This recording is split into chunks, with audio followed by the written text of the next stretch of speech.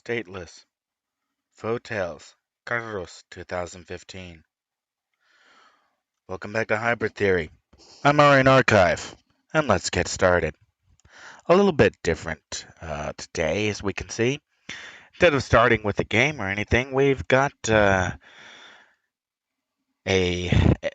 LibreOffice Impress and LibreOffice Writer open, and there's a web page behind us that we can't quite see, and we'll get to that in a minute.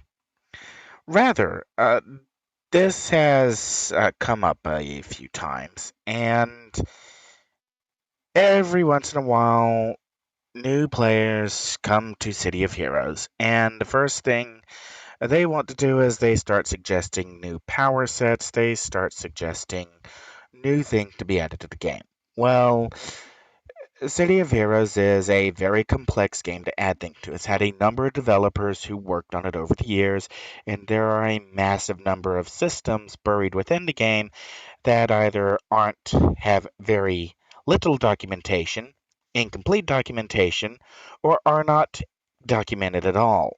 So simply adding things to the game is very, very difficult. New content is not as easy as running it up on Blender, exporting it, and off you go.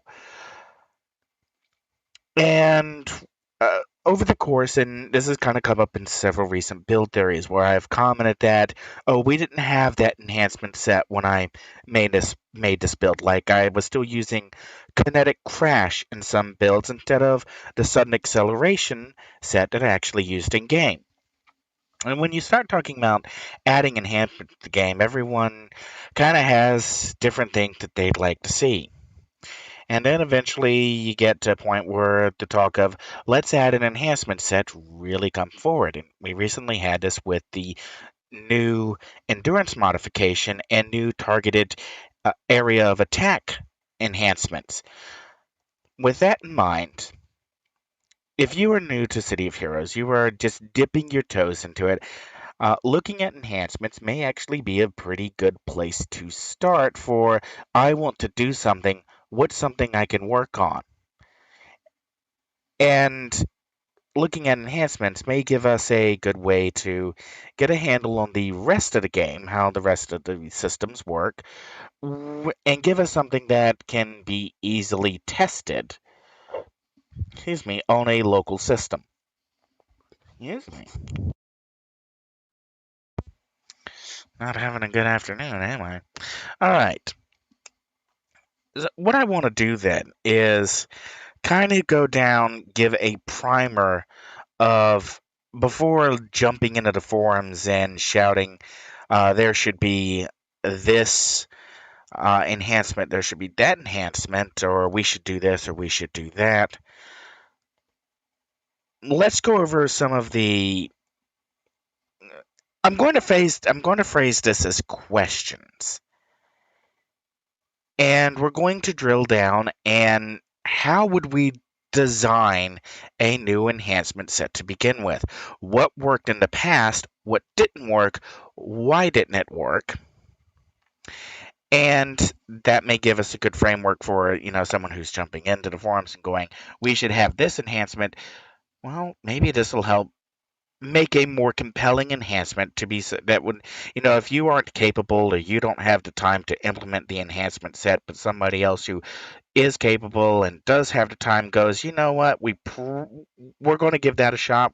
We'll test that. We'll see how that works. Let's see if we can make the process of getting an enhancement into, or discussing an enhancement or pitching an enhancement set a little easier. And in doing so, we're also going to cover some of the history of City Heroes, things that Paragon Studios and Cryptic Studios did that were good or bad. And we'll start with a simple question. How will your players obtain this enhancement? Okay, I think that's a fairly good question. Are they going to get that enhancement through drops? Are they going to get that enhancement through a merit vendor? Or just a vendor in general? Let's just do vendor. Are they going to get that through an event, a task force, a mission? Is this going to be some kind of reward? Does it go in a well, we already did drops, so that covers all of our pools. So okay, let's just narrow it down to that then. We have our drops, we have buying it from a vendor, we have you run a specific event, and we'll give different examples of these. In drops you have TOs, DOs, SO, recipe, and for vendor we have all of the above. And from the merit vendors, you can pretty much also get, well, everything. All of the above plus event.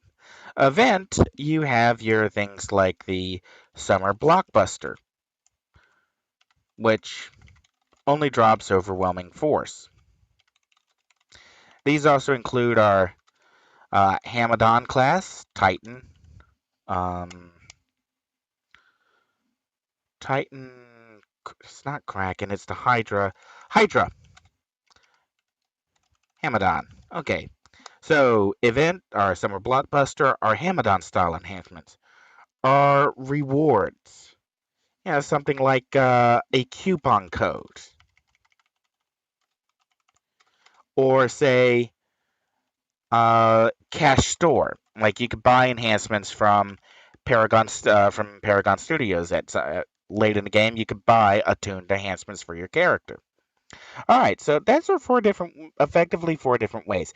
How will your players obtain this enhancement? Okay, let's go with drops first. Now, there are some things we do know about drops that didn't work very well to begin with. We do know that from 1 to 50, you cannot earn not enough influence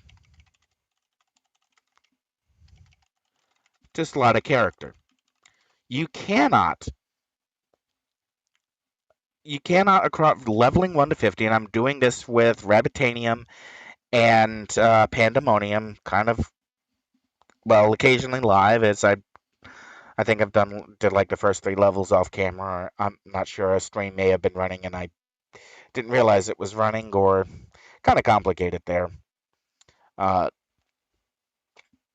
yeah, apparently the stream will drop out if like you had a tab still open and the window was sitting on dismiss. It'll bounce it back. So even if you thought you had a live window, if you hadn't closed the previous window, it gets messy. Okay, so let's get back to drops 1 to 50, not enough influence to slot a character. By the same token, reward vendor, not enough to slot a character. Event, you can grind it over and over. Reward, not. Oh, I think a better way to, instead of the cash store, let's take that out and just do the pay to win vendor. Well, that's still a vendor, but well, I'm thinking recipe vendor for vendor and say pay to win for the reward return. Okay, and that brings us on to there's not you can't get enough influence from 1 to 50 to slot a character by buying items from in-game merchants. You can't get enough drops leveling 1 to 50 to get enough items to slot your character out. You can't run enough rewards. At some point, what it comes back to is grind. Your character, or any character, will have to repeat content over and over and over and over to get enough in-game currency to purchase the items to improve their character. And this brings into the first very critical point on, and we'll come over here to Impress and we'll put this in a box. We'll do a rectangle. And up in this first box, we will put the text. As I find the text button, that's the spelling button.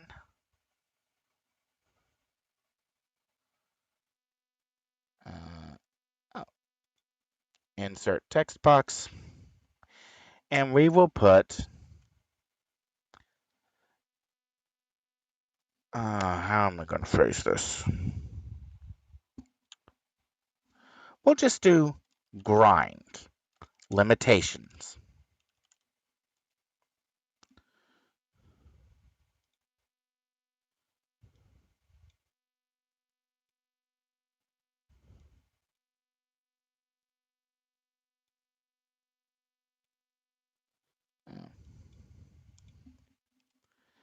Grind limitations. So grind limitations are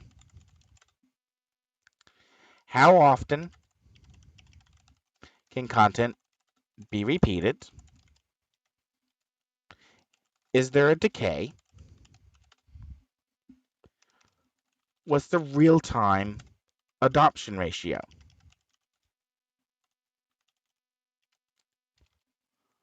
What's the stratification? Okay, stratification.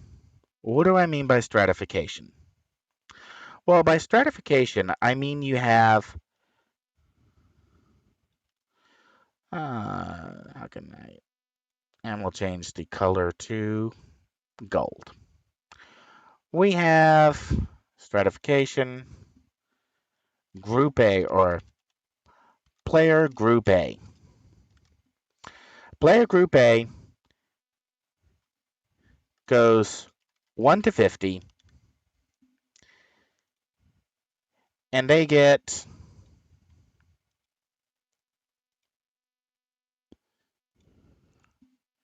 good drops. Okay? Player group A has gone 1 to 50. They are now at 50, and they have good drops. All right.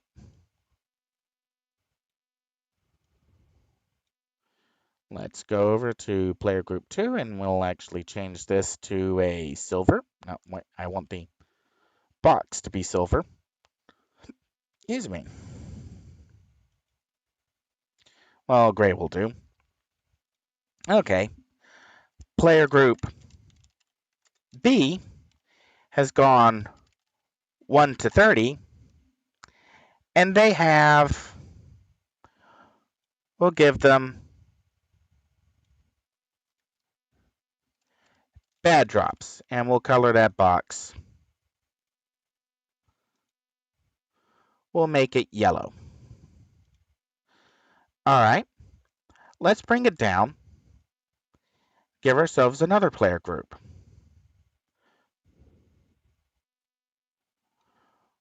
Let's see, player group C, and we will give them bronze. So, what's a good bronze color? A dark brown? Dark brick. That would work. Okay, and we'll put the text in white. Whoa, not the box, the text. C, which has gone 1 to 10. Okay. And we'll give player group C no drops. Okay. So we got it. We have our gold players, our silver players, our bronze players, good drops, bad drops, no drops. Now, let me add one more box to each of these.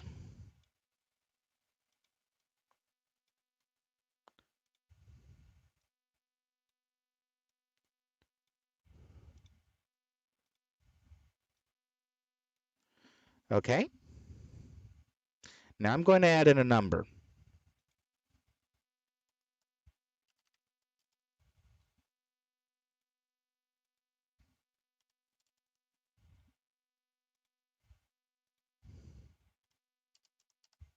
Do you get it? Here's the point. Players who started in 2003, started in beta, started while the game was still Yeah, while the game was still young, who were in that first wave, basically, let's call it issues 1 to 5. Players who were in that group had a head start on gaining resources and leveling up their characters. By the time the next big expansion came around, and let's go over to our browser window, and we'll bring the browser up to the top, and we'll go to Paragon Wiki. And in Paragon Wiki, we'll do Going Rogue. Going Rogue, okay, it was 2010, so that's actually our final expansion. And what I'm looking for is issues. Okay, power and responsibility.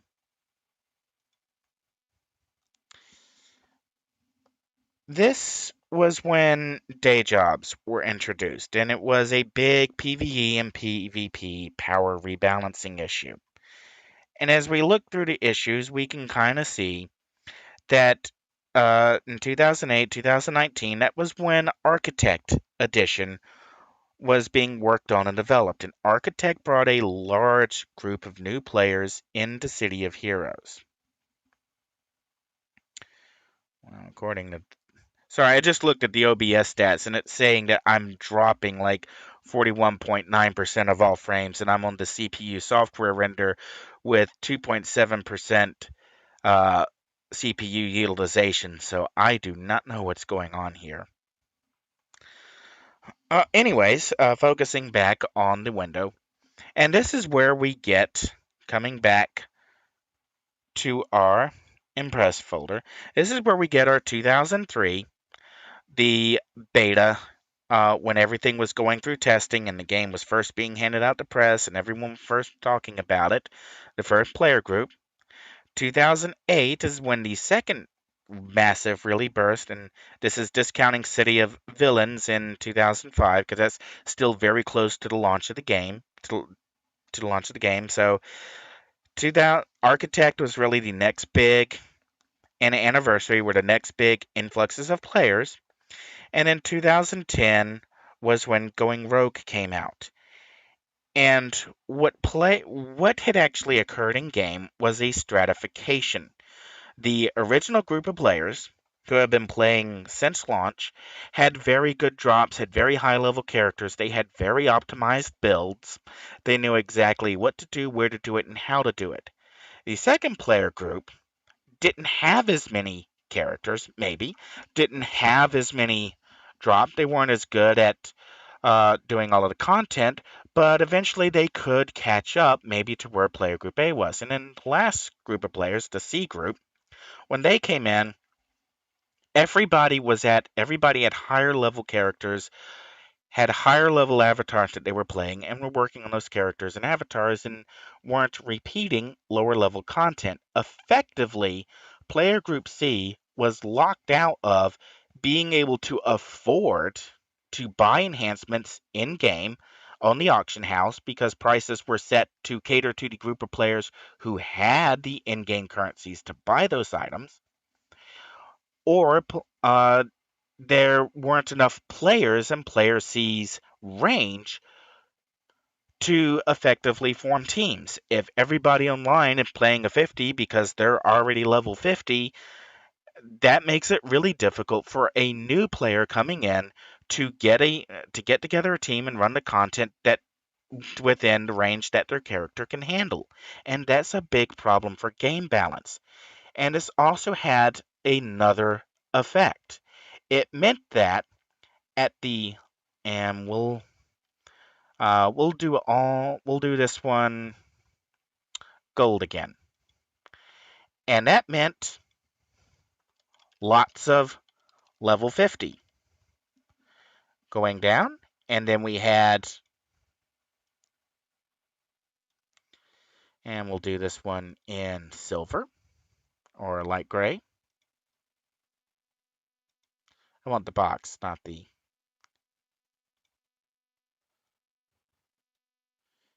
do this one in light gray. And we'll do sum 30. And final box.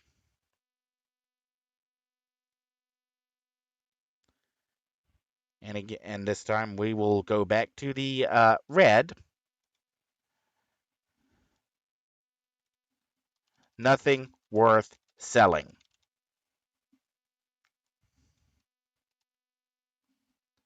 I'll have to expand that box so it. All right, nothing worth selling. And that's how it really balanced out. And this is one of the things to consider when you are making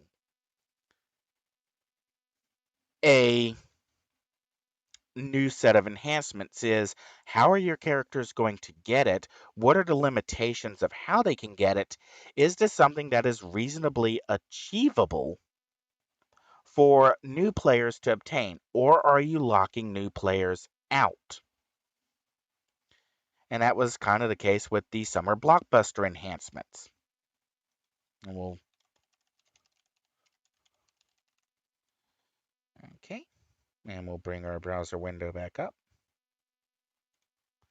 Summer blockbuster. The summer blockbuster event, which was introduced in 2012, uh, was kind of a mid-range event, but it was coming in at a time when most of the player base was already over-leveled for it. And much of the player base, there was difficult bringing in new players. They couldn't get to the content. So you had a small range of players who were willing to go back and play something that was under their level range to get a specific series enhancement, and that artificially decreased the amount of enhancements that were available from the summer blockbuster event. Now, shortly after this was released, well, of course, City of Heroes was shut down by NCSoft, and thus no improvements were done on the live servers to increase access to the overwhelming force enhancements. I'm pretty sure it's not.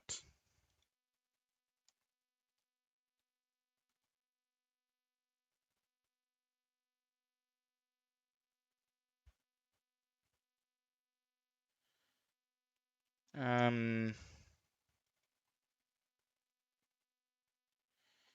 I I was pretty sure that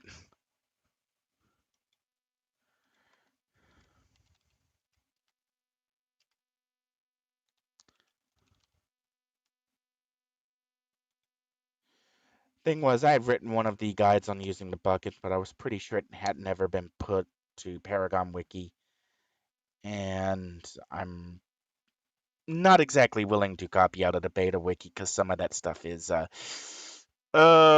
not accurate anymore. Been modified, been changed. Okay. How how we approached it on the secret servers, and I think this is still true for Homecoming as downstream slash upstream now. Give me a second.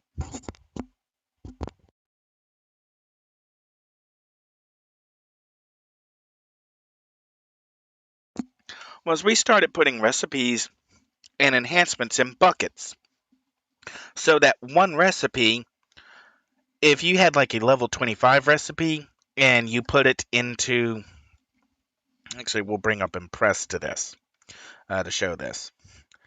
And we'll come down here and we'll write level 25 sold, and level 25 can be bought on the auction house as either, it can either be bought one or range X to 50 or range X to X, say like um, 15 to 40, depending on the level range of the enhancement.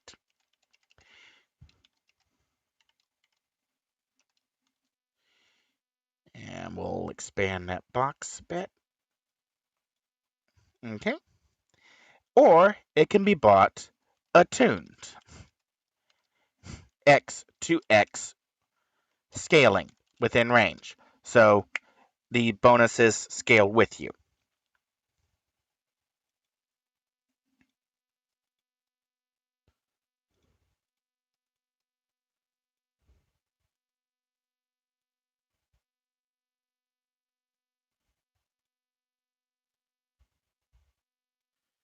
Okay.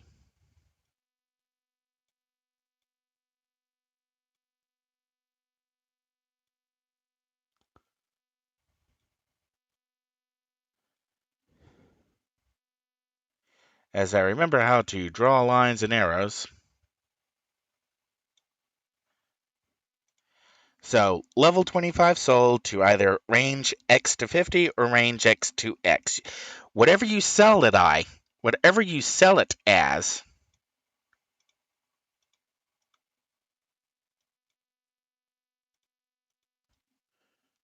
bought. Bought. You can, whatever you sold it as, it doesn't matter about the level, doesn't matter if it was attuned, and we'll add attuned in here as well. You can buy this one either at a specific level or you can buy it as attuned. All right, let's do a, let's see, new slide.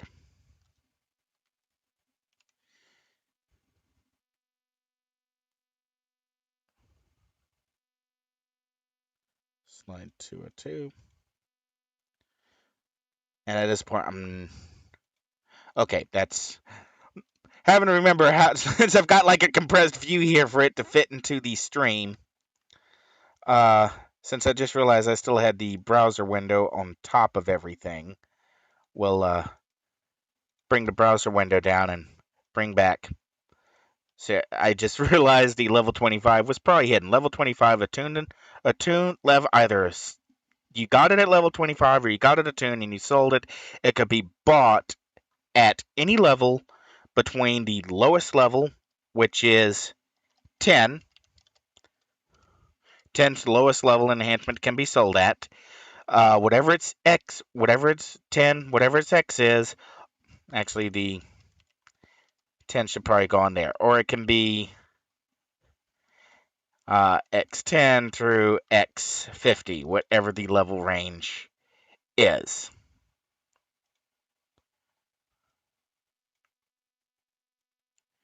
Okay, and it can either be tuned as scaling or X10 through X50 scaling. Again, depending on whether or not it falls within those range. So something that's like a basilisk gaze, which only goes from 10 to 30, will only scale from 10 to 30. Let's go to our new slide and give ourselves a little bit more space. Okay, the same also holds true for salvage. And we'll quickly do 3 salvage windows.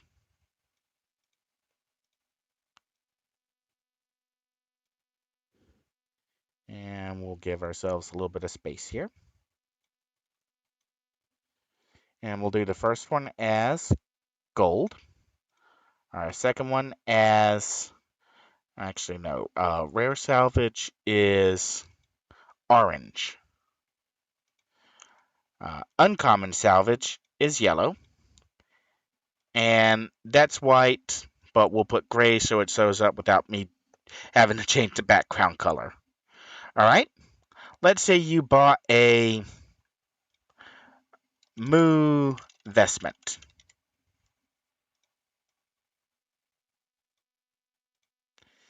And let's say you have it's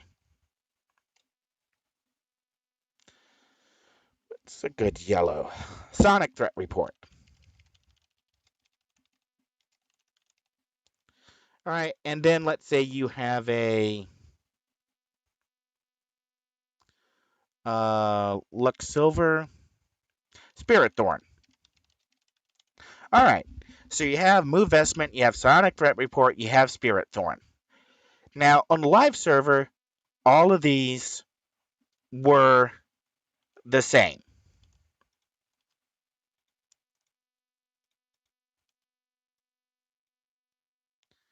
Well,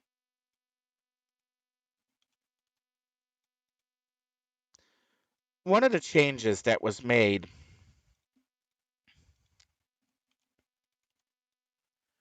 for on the secret server is that's not exactly true anymore.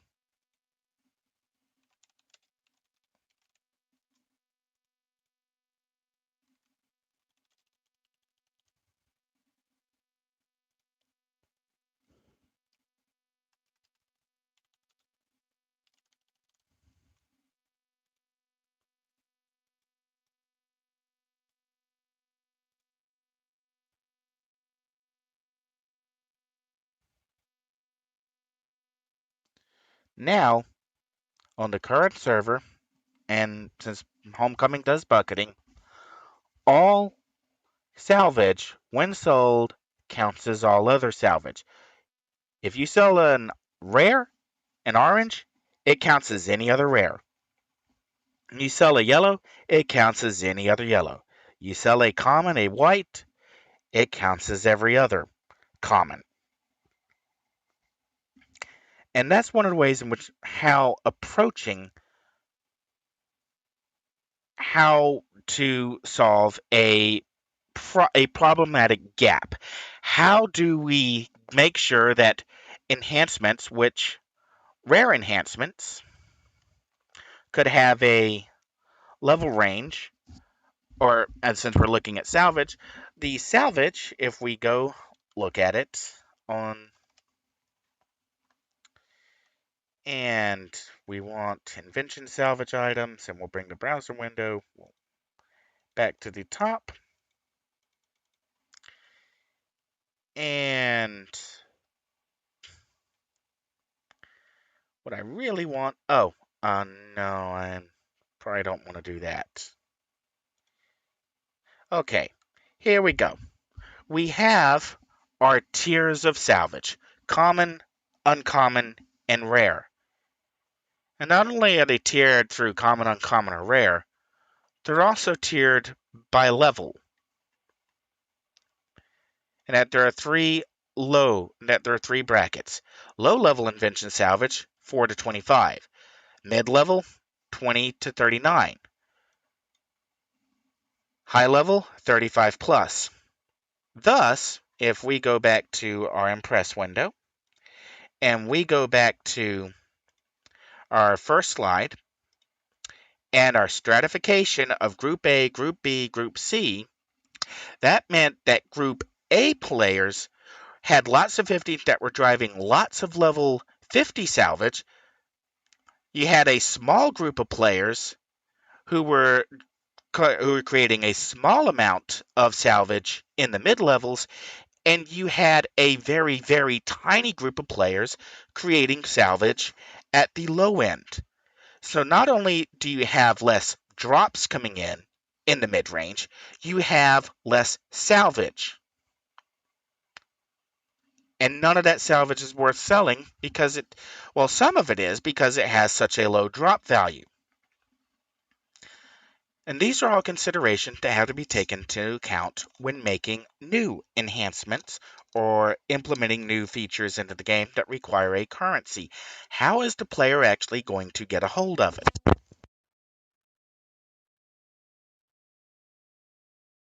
Excuse me. And this is where let's make a new slide, and then we'll drop back to mids and start looking at some pretty good examples. Okay, I want insert, format, new slide. Whoa.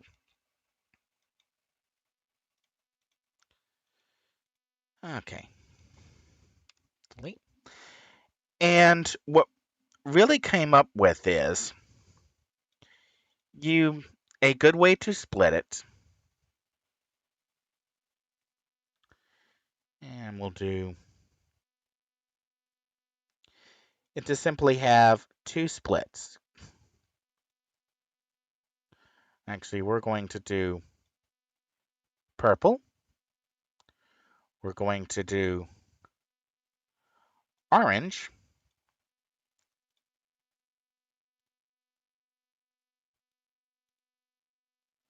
we're going to do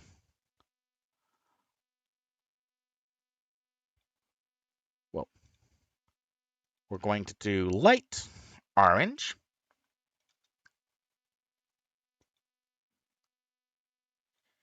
And now we're going to move you down, and we'll do a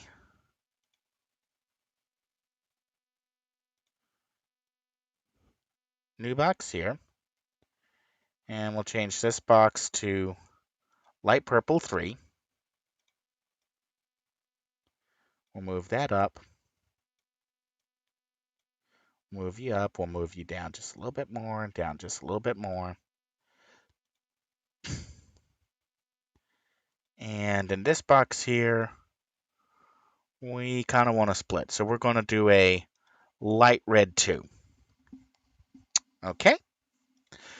Okay, up at the top, we're going to do very rare superior event. In this box, we're going to do event, and we're going to do tier. I'm going to leave that blank for a second. We're going to do tier. We're going to leave that blank for a second. We're going to do level 30 plus, and then we're going to do level 30 minus. Okay? What we've got here is a rough breakdown of the actual enhancements that are used in real builds. And what I mean by that, they're the enhancements that are worth taking the time to get, have a distinct improvement on your character, and thus are the ones that are most desirable. All right, let's bring up a Mid-Zero Reborn instance. Here we go. And there we are. And we'll look at a couple of enhancements that are in mid-range. We'll actually leave it on Blaster for a second. I'm going to go to Cold Blast. No, yes, Ice Blast. And Tactical Error, because I think that'll give me everything I want to see. And I'll bring up ESD Arrow.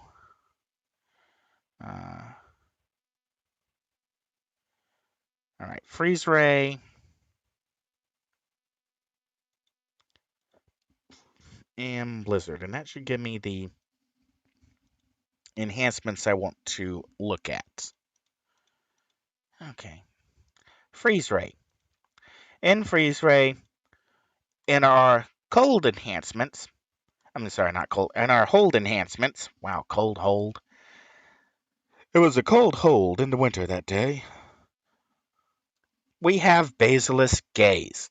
Now, Basilisk Gaze gives us a really strong buff at level 4, and our level range is level 10. Basilisk Gaze fits into... I'm trying to make sure that the mouse... Okay, there we go. There's the mouse showing up. Basilisk Gaze fits into our level 30 minus tier. And I think, go grab a pool power. I want fighting and cross punch. All right, cross punch gets eradication. A 10 to 30 set with some very powerful bonuses in the mid-range. That again fits into our level 30 tier. All right, go back to this. There is also Obliteration, level 30 to 50, which gives us a very powerful melee set and a recharge time. That fits into our level 30 plus. Go back to Freeze Ray. We have in our holds, we have Lockdown, which is 30 to 50, a +2 mag hold, an AoE defense, and a very powerful range defense at the top end. That's fitting into our level 30 plus. Blizzard. Artillery, 30 to 50, very powerful ranged bonus. That's fitting into our level 30 plus. Bombardment, 30 to 50. Now, this is one where I do think that the 5% enhancement recharge time should have been a higher tier, and that's why we're about to get into the tiering of set bonuses. But for the most part, for the range, for what it does fit into that level 30 plus range. And that's really how the enhancements should split up. Well, what about something that's in this tier right here? Well, if we look over at health, we can see preventative medicine. Preventative medicine gives us an 8.75% recharge enhancement time. That's firmly here in the tier set. It's not event, it's not purple, but it's still high. Now, those kinds of bonuses are actually already codified in the City of Heroes system. And we'll bring our browser window to a larger size. Enhancement set bonuses. You have set bonus values of level 4, orange rare, level 5, red, level 6, purple, and level 7, purple. Bring back up our Impress. You have your orange, red, purple, purples. Or rather, there are two. You can see there are two sets of purples, a red, and two different sets of oranges. And this is the only place where set bonuses should be considered for any new enhancements. That's right. You heard me right. You should not be setting any bonuses with any new enhancements with level 3, 2, or 1. All bonuses should be 4, 5, 6, or 7. And so let's set our tier levels in Impress. T4,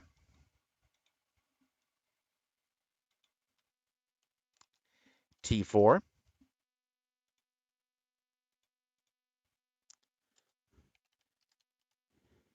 right, we'll do these. Oops. Level 10 to 50. And these probably should be tier 5, tier 6,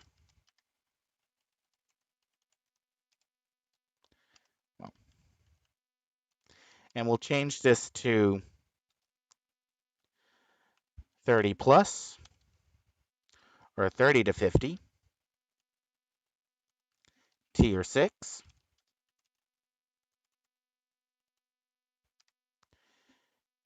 and we'll change this to tier 7. So, there we go. We can have rare enhancements that are level 30 plus that have T4 enhancements.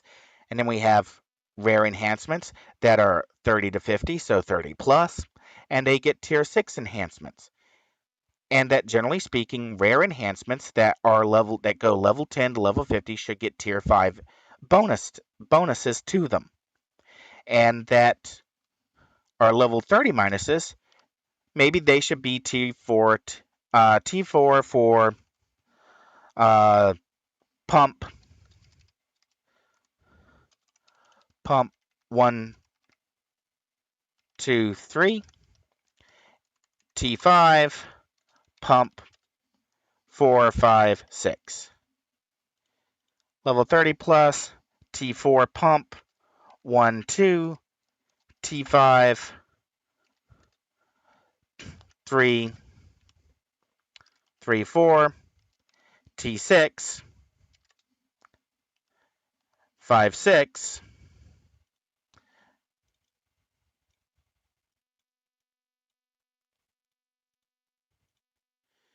and our enhancements here should be pump tier 5, 1, 2, 3, 4, T6, 5, 6. T6, 1, 2, 3, 4, 5. T7, pump 6.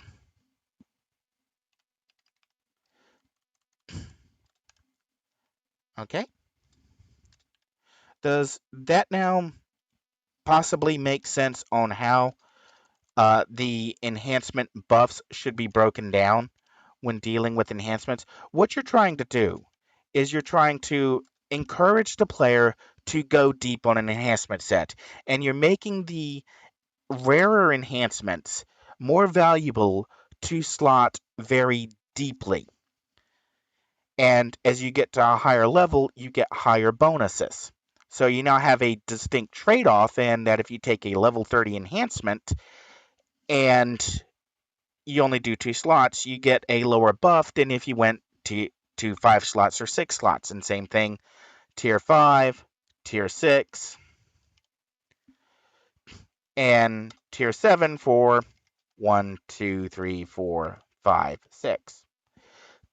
You set you set new enhancements up on this kind of bonus scheme where you have, you might be looking to just go tier 5. Well, you get in tier 5 all the way down to level 10. Whereas this one, you're getting T4, you're getting less overall bonuses across a narrow range, but this might be an enhancement where you do something different with, say, a proc. And what this does is, or in theory, outlining your new enhancement sets along this range gives you a breakdown. You're not putting any enhancements in an odd range. You're not cutting off enhancements at level 40. And that means that everyone who's playing at level 50 can get all of these enhancements. They can get these as drops, they can get them as rewards. They are available for anyone who's playing at level 50 and will scale. Some of them will scale all the way down, some of them will scale up and down attuned, which are the very rare superiors. And this also technically, I think, includes some of our uh, PvP, which are kind of awkward. So now we have a kind of a breakdown. We know we have a good idea of where the majority of our player generated items, what levels they're going to come in. They're going to come from high levels from players who have been playing the longest. We're going to have a kind of a not a lot of stuff coming in the mid range, and we're going to have very little at the low end. So we need to be focusing the available items to become available in the higher end. And that means a higher supply of those items if they can scale down to lower levels, where if they can be bought, if you can buy an attuned event or a level 30 to 50 enhancement at level 30 because it's on the market at level 30 and available, that means players can spend more time in their lower levels saving up reward merits or using the drop that they do get to then go and get the enhancement that will really help their character. Okay? Now how would this actually work in practice? Designing a new enhancement set. All right, we'll do a new slide. And let's think up of an enhancement set. Something that, all right, I'm going to sort by date modified because I think I just did one on this. Uh,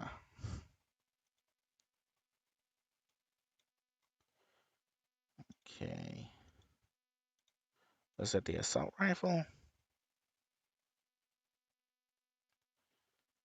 No, it wasn't the assault rifle. Give me a second while I try to remember what I did this on.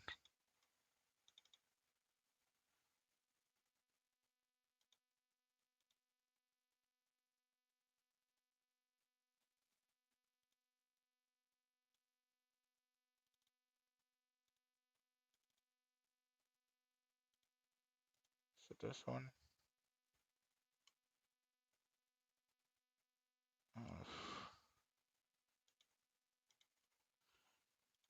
Yeah, that brief moment when you go, I know I just did it. What did I do with it?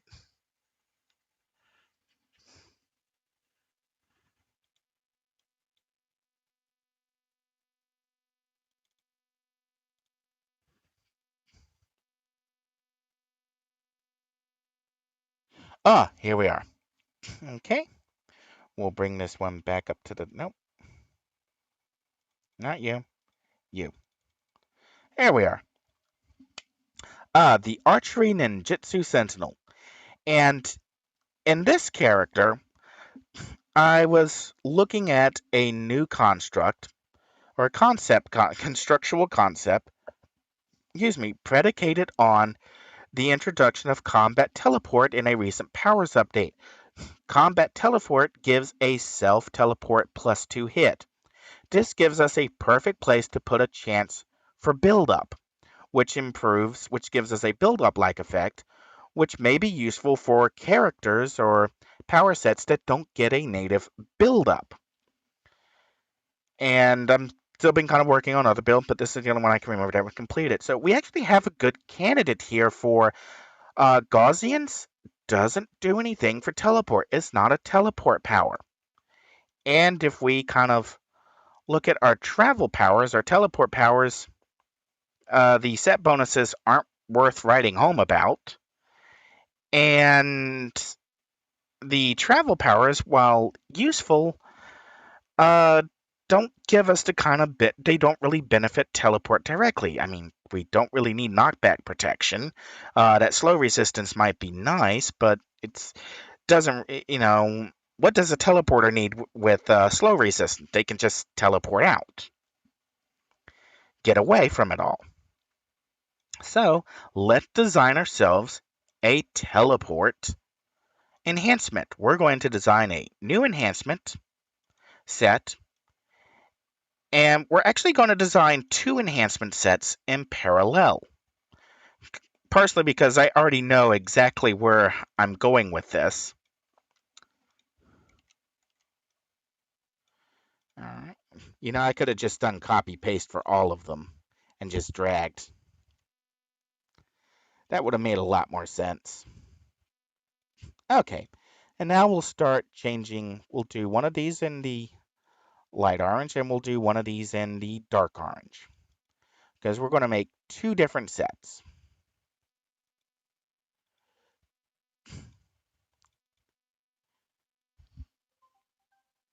Uh, and that's my phone going off.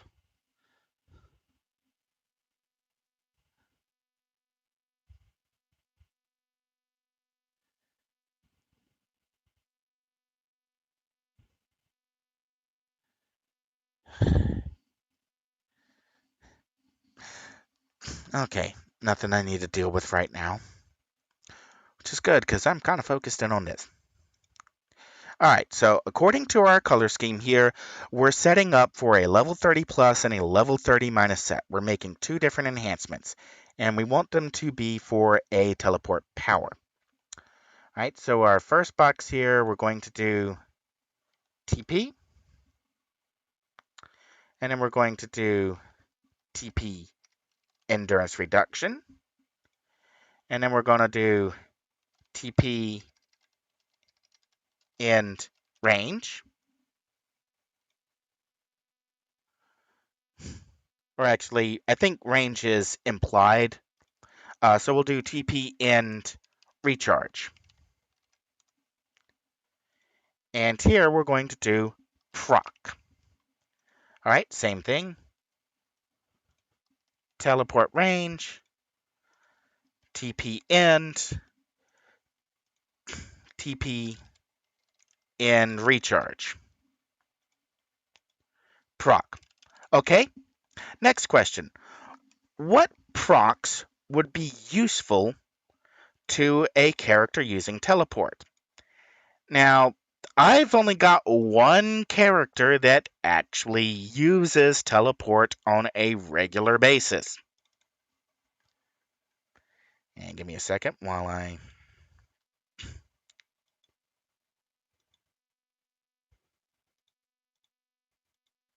load her up.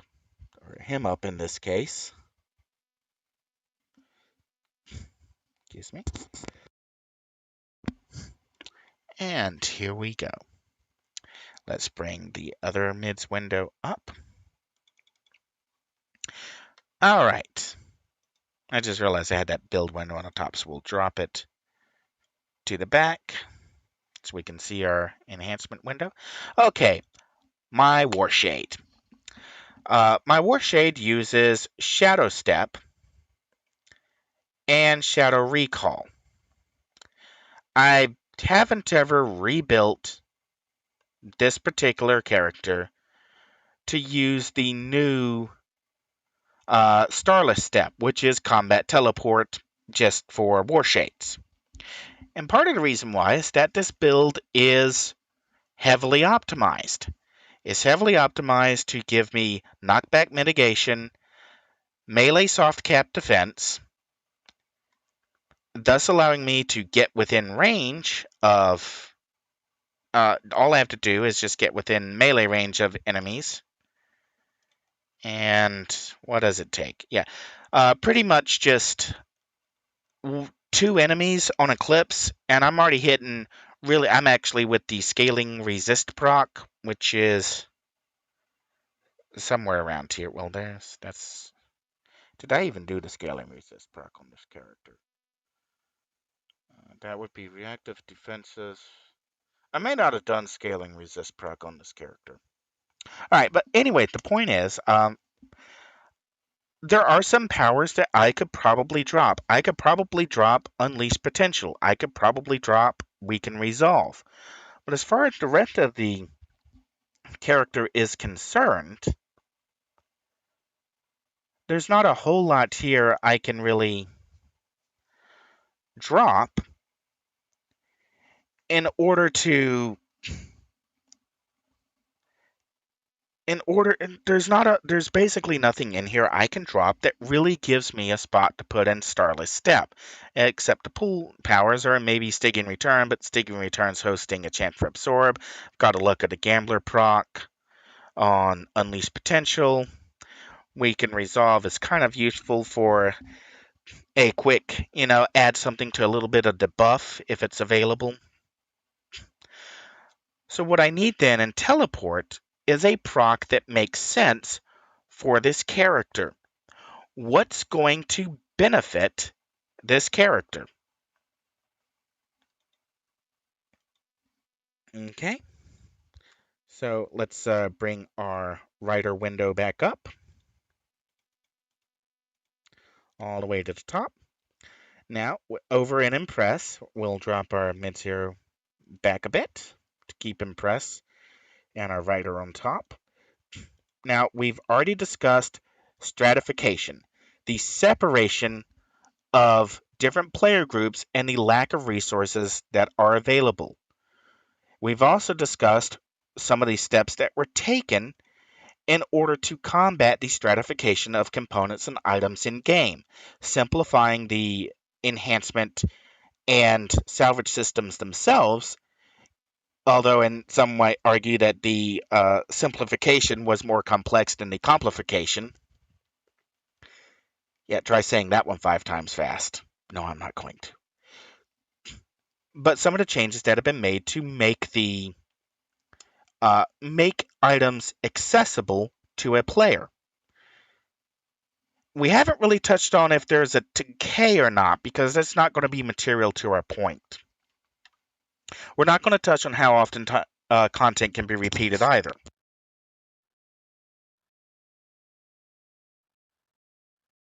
Sorry. Largely because that's almost immaterial to how our characters will improve. Once they get to 50, they're repeating content anyways. We just need to make sure that the content that we give them gives the drops in such a way that a level 50 playing feeds. What we really need to have happen is we need to have Group A feeding Group B drops in salvage. Their good drops need to pass down to Group B's where they're not getting much, so that Group B can afford to get items, and then Group B can start putting the drops that they are getting, the little bit of drop they're getting here, because they can now feed if we take good drops, and I know how I'm going to show this.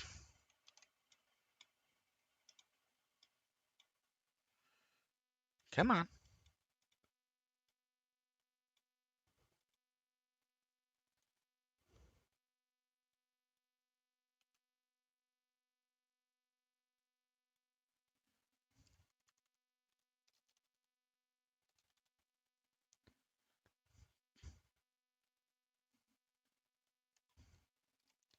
No, that's not what I told you to do.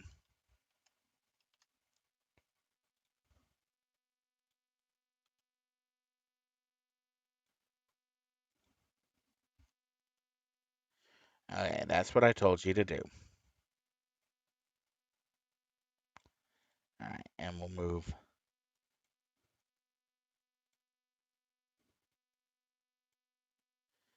this one down. And what we want to have happen is group 50 is our high level group here, feeds drops to our second group, to our mid-range players. Our mid-range players, because they can now afford reasonably to get enhancements, can pass the drops they are getting down to lower level players.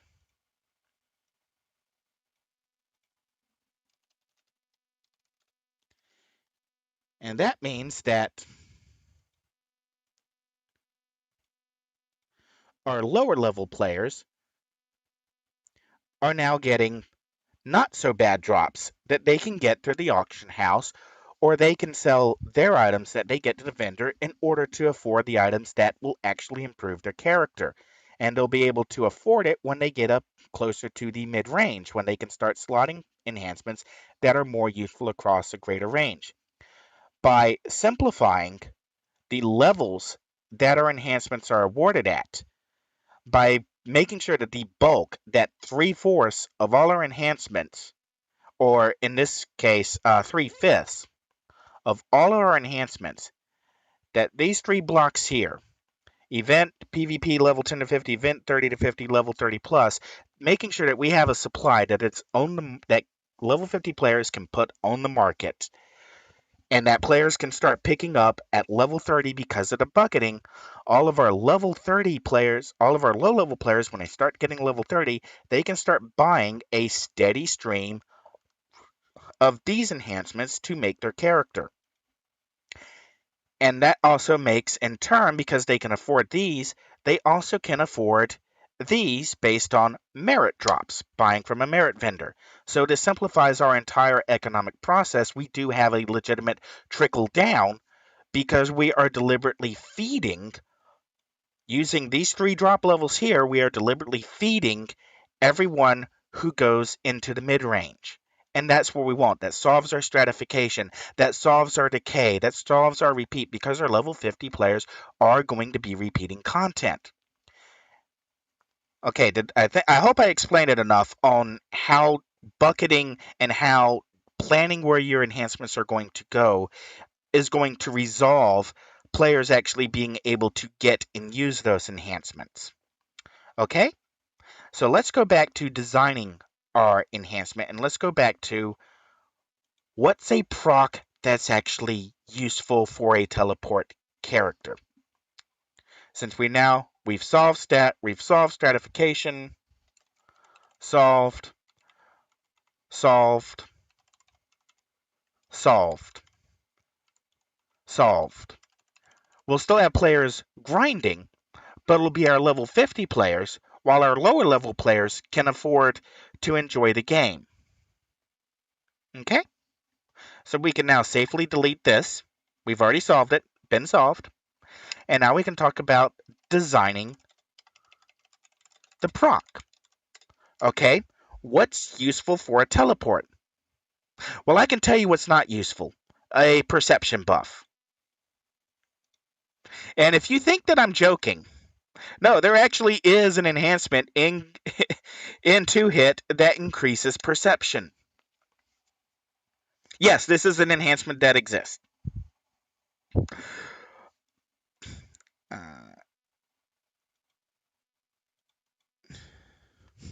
sorry, I've seen a number of builds that insist on placing rectified reticle increased perception, and uh, I feel I kind of need to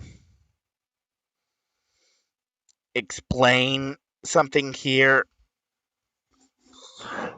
Uh, okay, the first thing is there's a couple of powers that do boost perception. Tactics, I think, for example. Yeah, okay, tactics plus team 2 hit. Okay, assault plus team damage. Okay. Okay, oh yeah, there it is. Tactics plus perception. Anyone who's running tactics uh, can tell you that tactics does boost perception. However, from real play, from teams that go and run Statesman's Task Force. Now, if you run Statesman's Task Force, one of the primary enemies, and we'll go back to our browser window here for a second, and we'll go back to Paragon Wiki. All right, and we're going to go to Arachnos. Now, there are a large number of Arachnos enemies, and I'm just going to go focus on the Night Widows for a second, because I think they're the ones I'm looking for. Night Widows get smoke grenades, which give foe minus perception. Those are the ones that can be found as lieutenants, and bosses also get foe perception. Looking over at the Fortunatas. Okay. Mental Blast, Mental Blast. They get plus accuracy plus perception through Mind Link, so they can see a player at greater distances. Bane Spiders, they get uh, a debuff and minus foe defense. Some of them get Placate, which means they turn invisible from you, and you can't see them. They also get plus perception and surveillance. You're basically, when you're dealing with Arachnos, you're dealing with a metric ton of debuffs coming your way. And I'm pretty sure one of the I don't think I remember someone else in Arachnos getting a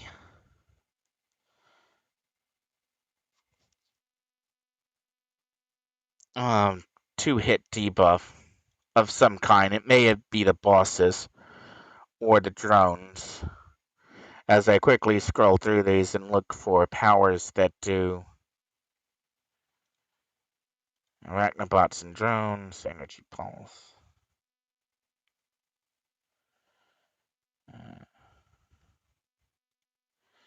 Okay.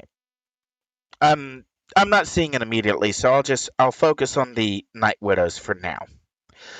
Night Widows drop smoke grenades, which remove player perception.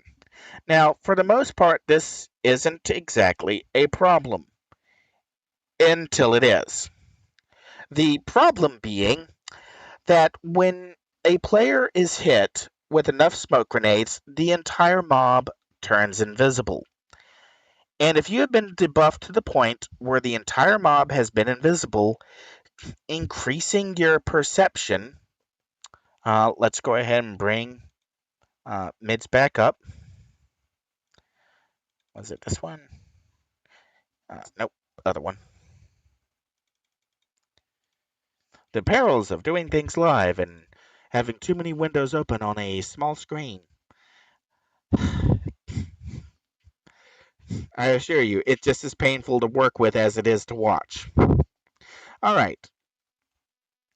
Your perception, and I realize the window's not showing up, so I'll just read it off. The default perception of a player is base 500 feet, and you can improve that. My Warshade has a buff to their perception of they can see to 800% on the current build that this one is running. That's what's already buried in the build that they have. They can already see that far away. So going back to, let's bring up our other mids build so I can show combat teleport. What happens when you get down? What happens when you're debuffed to the point that everything turns invisible, that your 500-foot plus whatever bonuses you have already, what happens when it's decreased down to 0? Yeah, adding 20%, 40% perception doesn't make them visible. If my Warshade is debuffed to the point where everything has turned invisible by Arachnos, my Warshade is getting out of there. Period. A blasting type, anything else is going to be getting out. So a perception enhancement and a teleport power doesn't it's kind of like perception and a 2-hit power. It's if something's already debuffed your perception that much, and you have stacking tactics, and they still debuffed you, another perception buff isn't going to do anything. It's just not going to do anything. Okay. All right. Okay. So what does make sense for a teleport? Well, Cassian's got that 2-hit buff. That's like mind blowing. Like, I could use that teleport to buff my damage as I go in. Okay, that's actually a pretty good idea, buffing your damage as you run into attack. So let's go ahead and bring Ryder back up to the top. Designing the proc. So we've got an actually good one there, a damage buff. That's really good for a teleport. Oh, what's that power right up above combat teleport? Well, that's Cushion Shaw, a heal, and it's got preventative medicine, a chance for absorb. Being able to teleport into a mob and get an absorb shield, that'd be great. Yeah, that'd be really great. An absorb buff. That actually makes, and that would actually, if you're in a mob and you need to get out of a mob because you're taking damage and you need to get away, an absorb proc would let you take any more hits coming in. Hey, that's a great idea. An absorb buff gets us away or gets us in and lets us take more damage. Okay, what else could we do? What else would make sense for a teleporter? Well, if you're role playing someone like, a certain acrobatic wall crawler of sorts, yeah, everyone knows Spider-Man. He's got teleport. No, he doesn't. All right. Let's say you're passing through a nether realm and you pick up some, like the width of the shard are coming around you. You've got some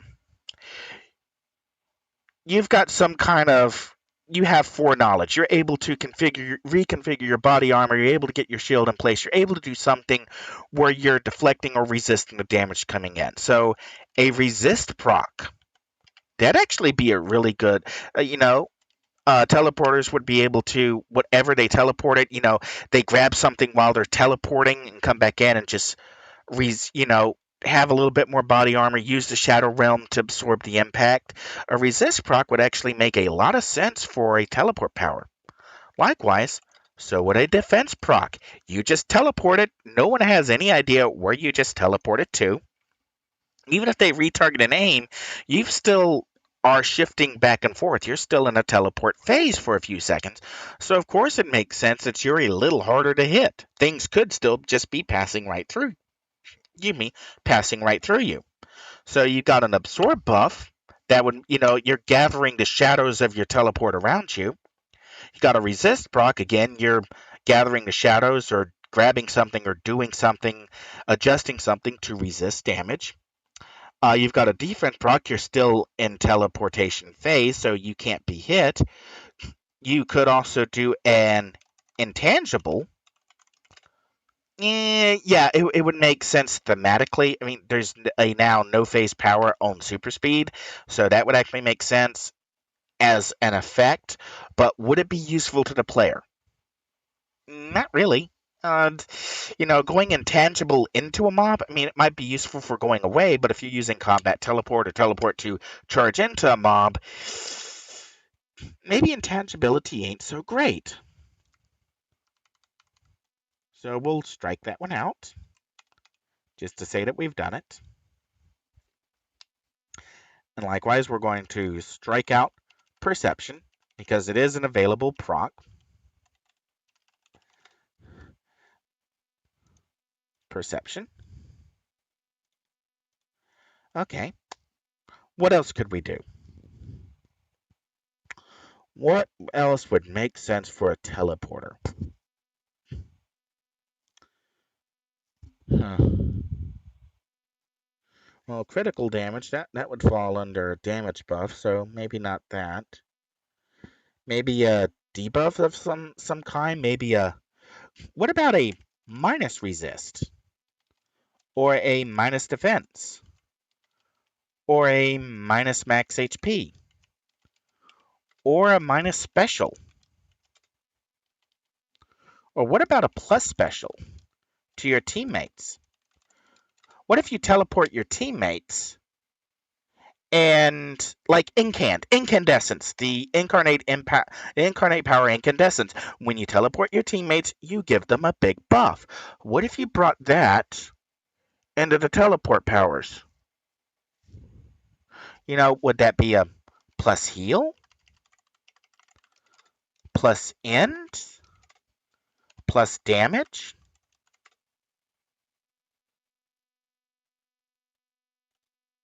All of the above? Spring and press back up for a second, because we probably just found a good candidate for a proc for our lower level enhancement. Our good candidate here is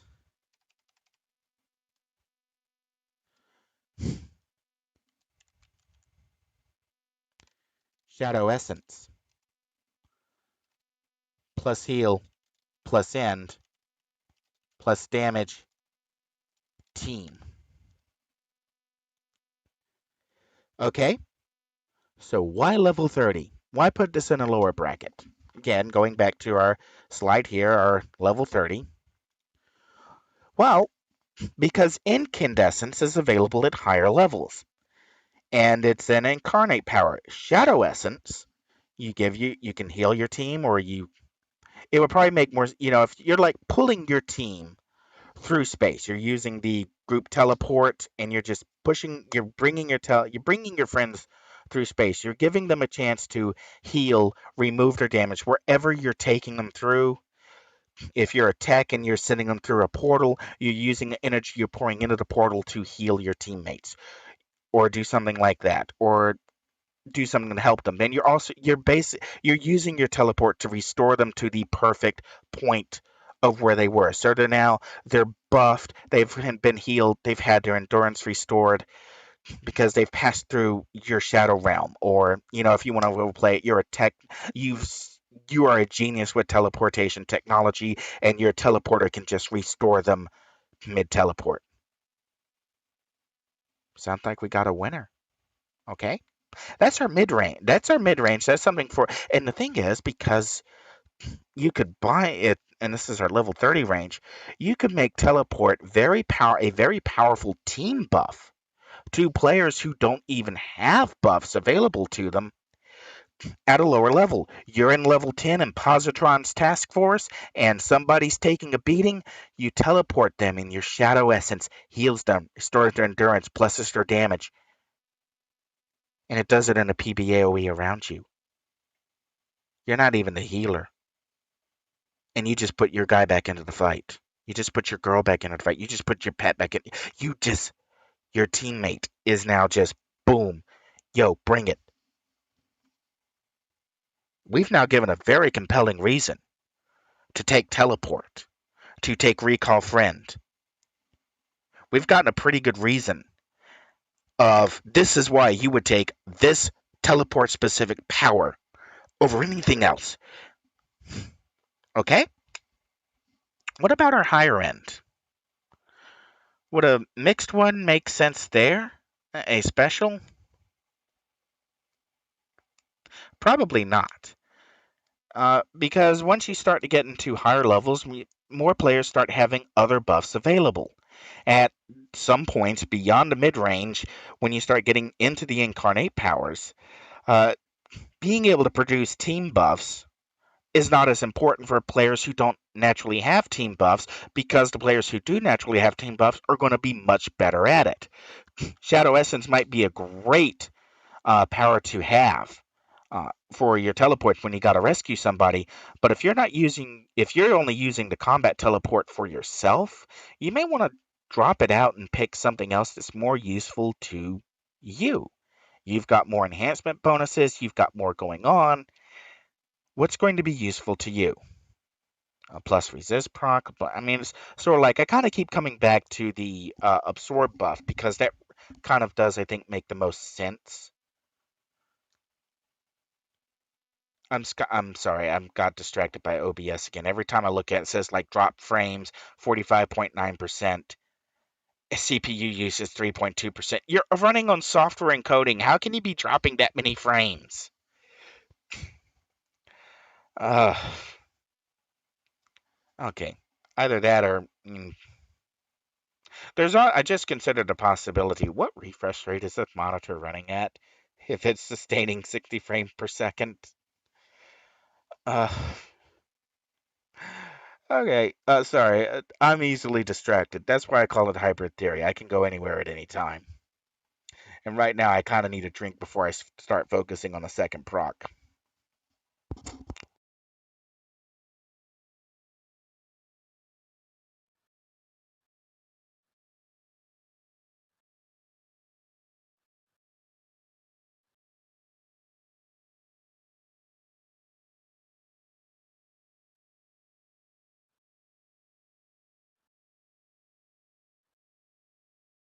Okay.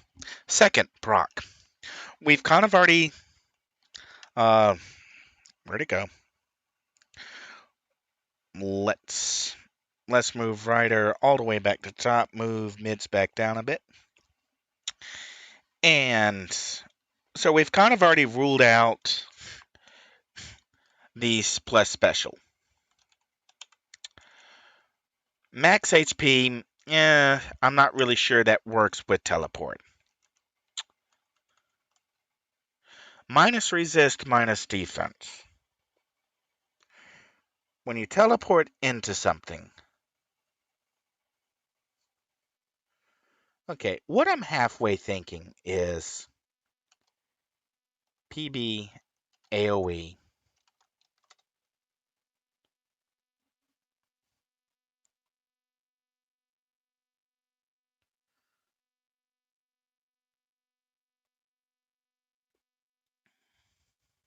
Okay. Sorry, I'm kind of trying to work this out in my head before I put it down. What I'm thinking is, yeah, no, I just pulled like a Simon. It's just like, yeah, that looks interesting. Yes, I'm trying to think this out. What I'm thinking is a PBAOE plus minus based on HP.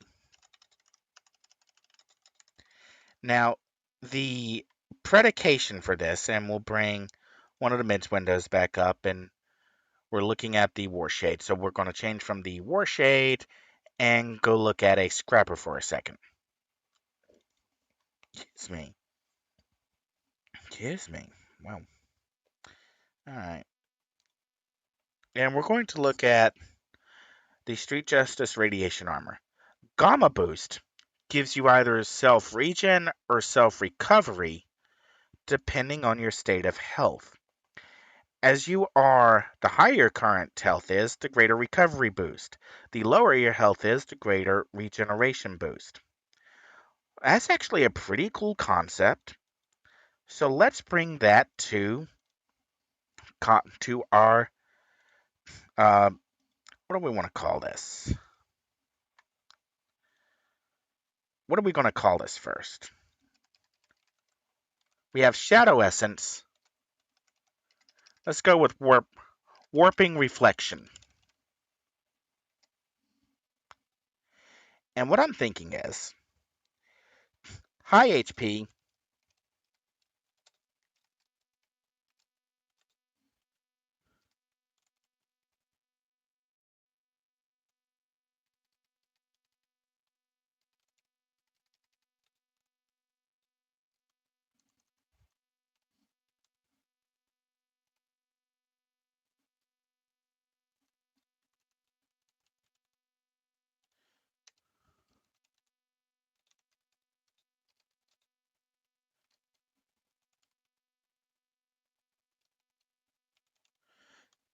Okay? How does this sound? If you have a high hit point count and you charge into a mob, the proc the proc does a burst away from your body. The teleportation power, the effect of the teleportation, the heat of it, the shadow, your player goes through a shadow realm. And through the shadow realm, whatever you just went through, you burst it out as you clear through. If you are you're a techno teleporter, when you burst out of the warp, you send the warp energy flying and it debuffs your enemy. So everyone around you gets a minus resistance, minus defense, PBAOE. But if you're low on HP and you teleport away, the warping reflection is warped in on you. Instead of you debuffing your targets, if you have low HP, you increase your resistance and defense for a certain amount of time. Like defense is identified by uh, you stay in a warped state. You're still moving in flux, so you're much harder to hit. But you are also using the warp energy or the shadow energy or whatever you're using to teleport to also resist any attacks that are incoming. So you don't get uh okay, let's mod this up one way. High HP 75 let's go with 75% of your health plus. Low HP 25% of your health plus. Well, what if you're in between 25 to 75% health?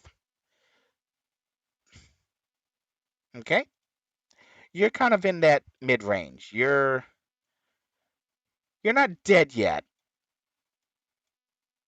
but let's say you're a brute and you're teleporting from between mob to mob to mob. What can you do with that? Or let's say you're a blaster or you're a war shade. You've got range powers. Your hit points are falling.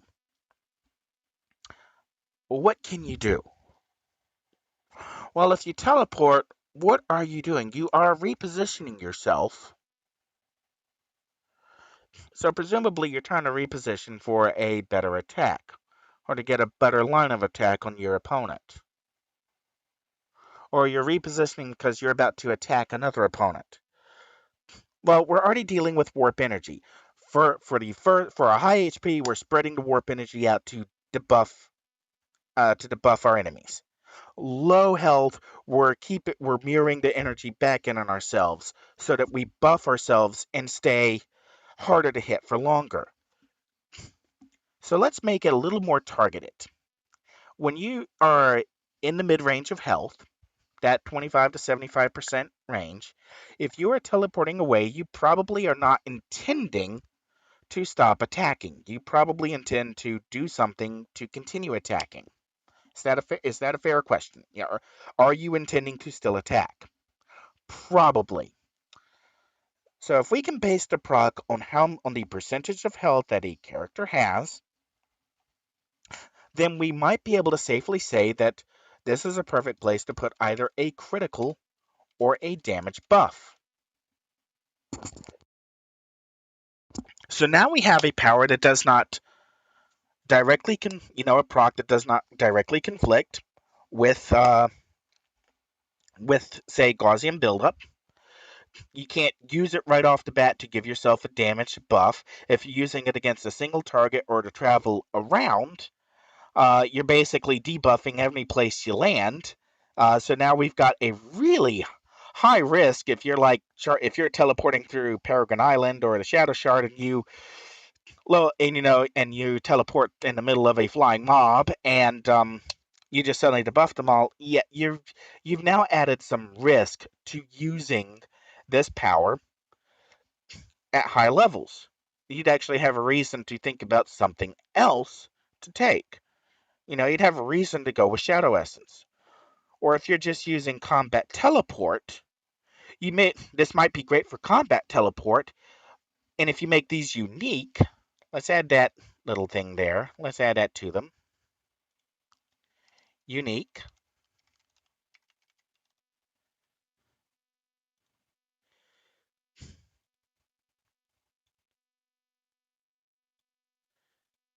Okay.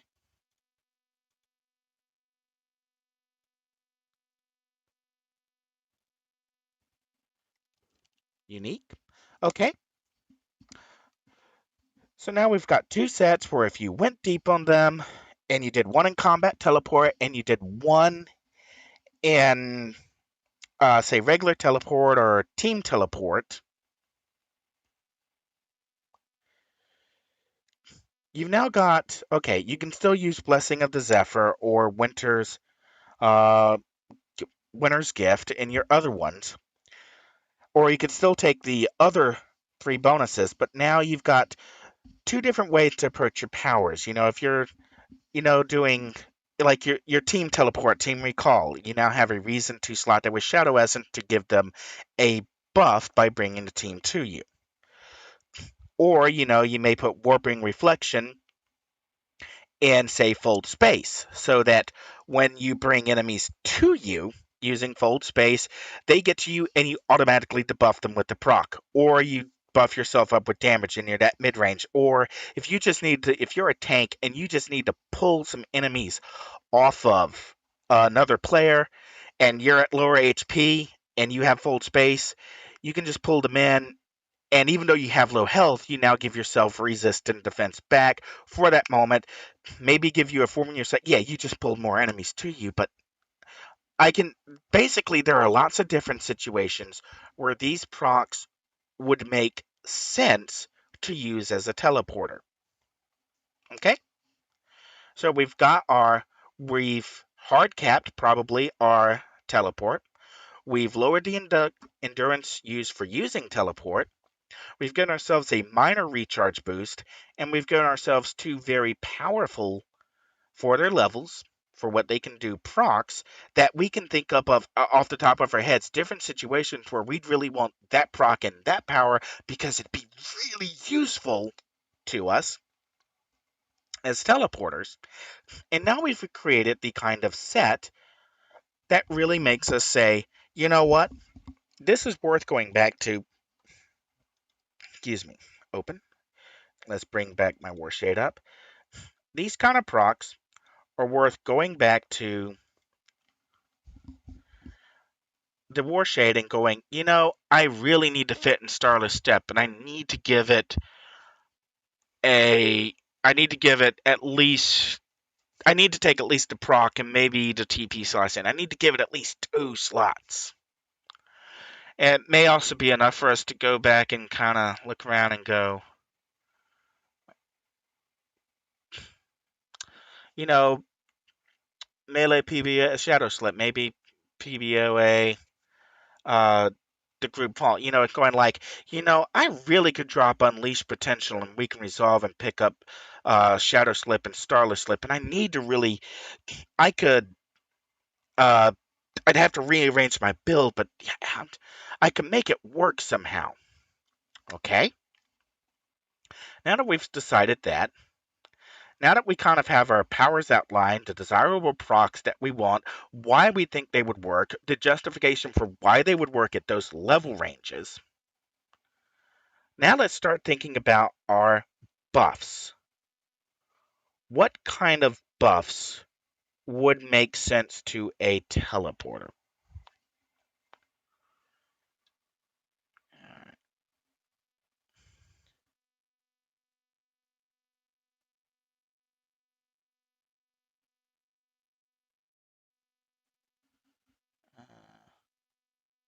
1 second. Sorry, I'm dealing with something on a different screen. Yes, it's related to the phone call from earlier. No, it's nothing serious. No, I'm not dying. Yet.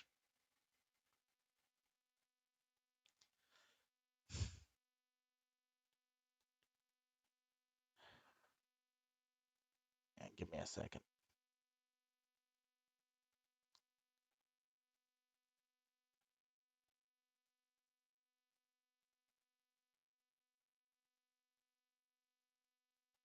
Okay. Alright. What bonuses are going to make sense for a teleporter?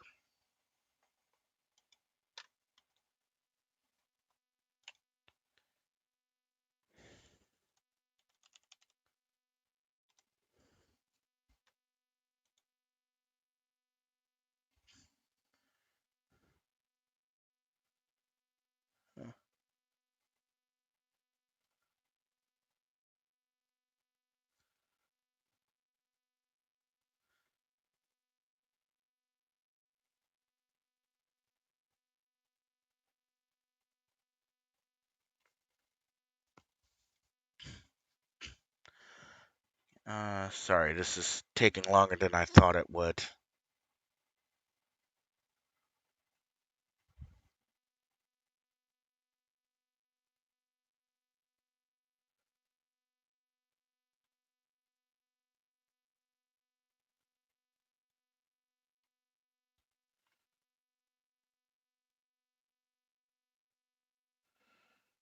Alright.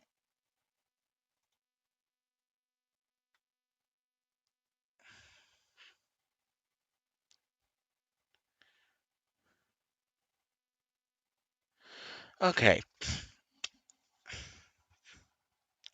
Sorry that took so long.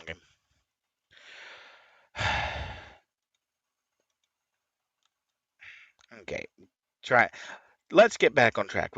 I was talking about the buff. We got um a level 30 and a level. We got a level 30 minus and we got a level 30 plus. So we're looking at pumps 1, 2, 3, and 4. Now, what would make sense for a teleporter? What kind of buff would you like to see in a teleporter? Well, we can probably count out defense. And the reason we can count out a defense buff, all right, since we've kind of already settled on what our procs should look like, or maybe what we'd like them to do based on what we know the game can do, and this modifies the behavior. Let's go back here. And so we've got 2T4 and 2T5, and we've got 3T4, and we've got 1T5. All right, let's set ourselves up a new slide.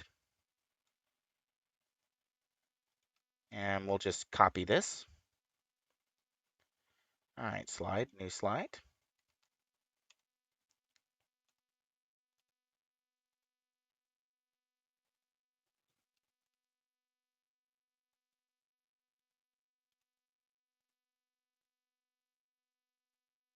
All right, there's those.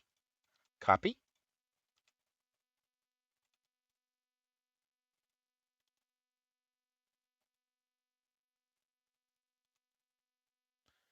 Okay, there we go. So we have, all right, T4,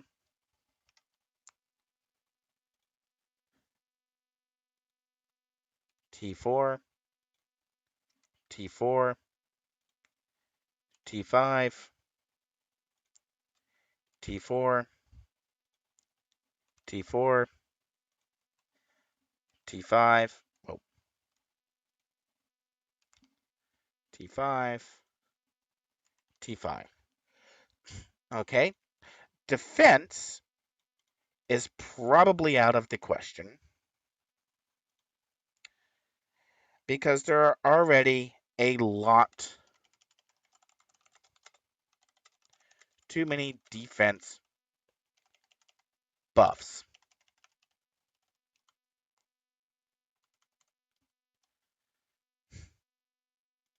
All right, we have too many defense buffs. So let's look at our War Shade for a second and try to use our War Shade to figure out what would it take to get me to change this build. Oh, wait, that's not the War Shade. There we go. There's the War Shade. What would it take to get me to change the War Shade build from this highly optimized one if I know that I can't use defense and I want to pick up a number of powers? Well, the first thing obviously would be recharge. If these if these have a very good recharge buff, that would cause me to go, I can drop Synapses Shock, or I can take Synapses Shock down to a lower level. If they have a high recharge in the tier 5 bump, in our tier 5 slots here, I could go, I'll drop this down, then, I could drop it down to like 2 slots and get a more powerful recharge out of a 4 slot on one of the other, say like Starless Step or Shadow Slip. Okay, that may actually be, that would be worth going. I could change this build and do that. I would take the hit on the endurance I would get back. I have to be more careful on endurance, but if I was taking the low level proc and putting it in Starless Step, then every time that I teleport, I would regain endurance. So that may be a good offset for this character. And that's the kind of thing that would get me to maybe break the build. Another example would be, orbiting death. If there's another recharge time here, maybe I could take orbiting death down a couple of slots and lose just a little bit of recharge that maybe I could make up elsewhere. Regeneration. If these had a really strong regeneration, maybe I could drop one of my regenerations here. What else could I do? Or what else could I look at? What could I change on a pre-existing build? Well, again, defense is probably out of the question because there's already so many powers that offer defense. This is either going to have to replace or be added to a set category that does not offer defense. But we already know that defense is offered in Blessing of the Zephyr and offered in. Actually, it's not offered in those. So just Blessing of the Zephyr. So we do have defense and Blessing of the Zephyr. So if you want defense, you've already got 2 powers that could go there. But looking at it, the Blessing of the Zephyr only offers defense ranged and defense AoE. So we actually do have an opening here for a defense in our Pump 3 slot. All right. Actually, let me go back to this window because I think I just did that wrong. Okay, 1, 2, 3, 4. All right. Oh,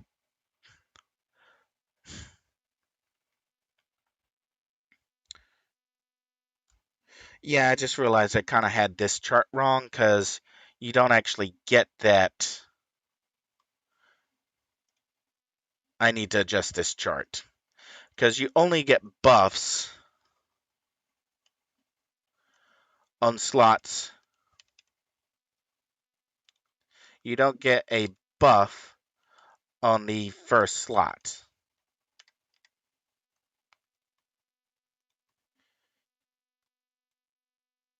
You get it for slots for having however many slots full. So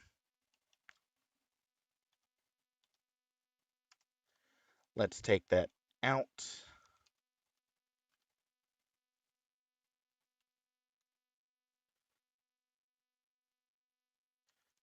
Okay.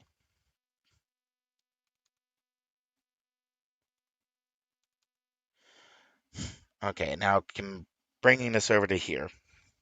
Sorry, I completely missed that when I was lining the numbers up. That now changes to this.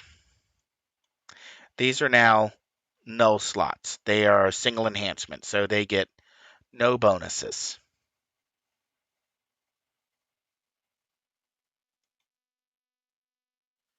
As I try to figure out format. Okay, text, strike through. Text, strike through. Okay, so we actually probably need to gray both of these boxes out because they're not going to get enhancements. So we only have 3 sets of buffs to work with. Now, if we're looking at a recharge, let's do a recharge in this one, and let's do a melee damage in this one, and that'll line up with our Blessing of the Zephyr. We're at pump 3, you get an AoE defense. So at pump 3 on our new enhancement, you get melee defense. So now you get in your travel powers, or at least in our theoretical crafting here, you get, and we were calling this what? Shadow.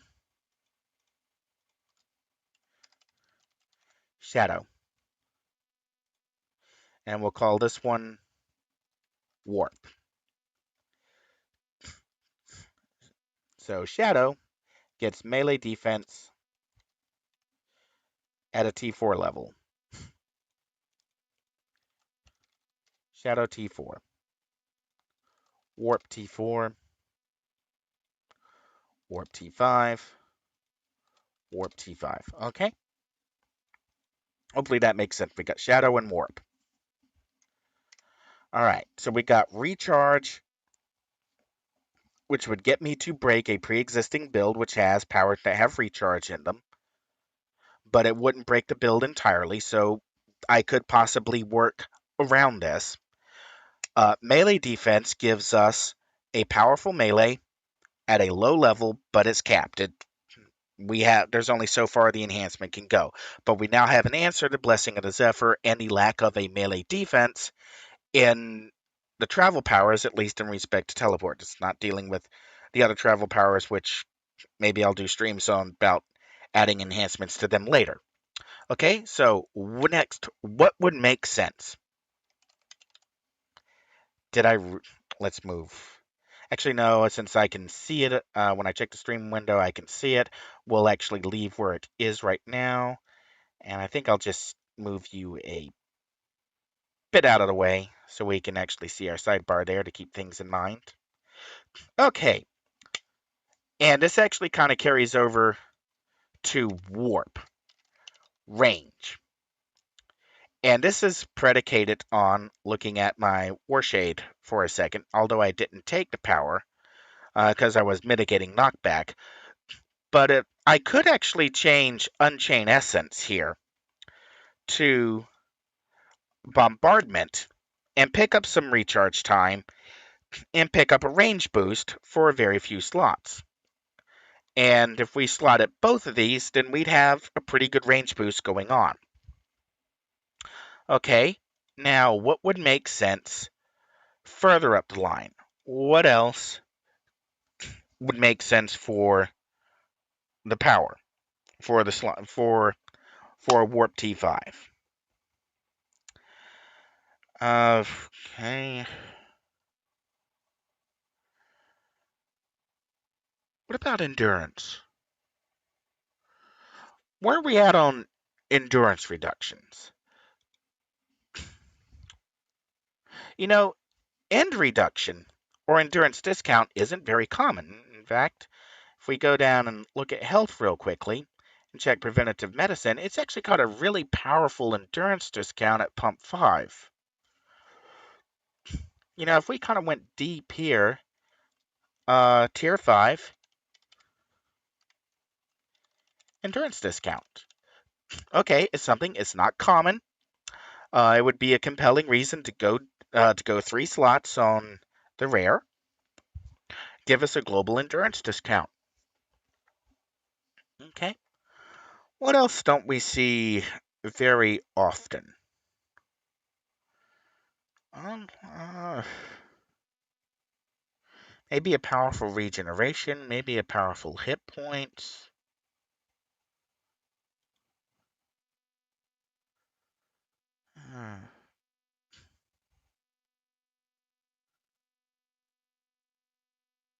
Here's one. Because it's not, as far as I know, actually in the game at all.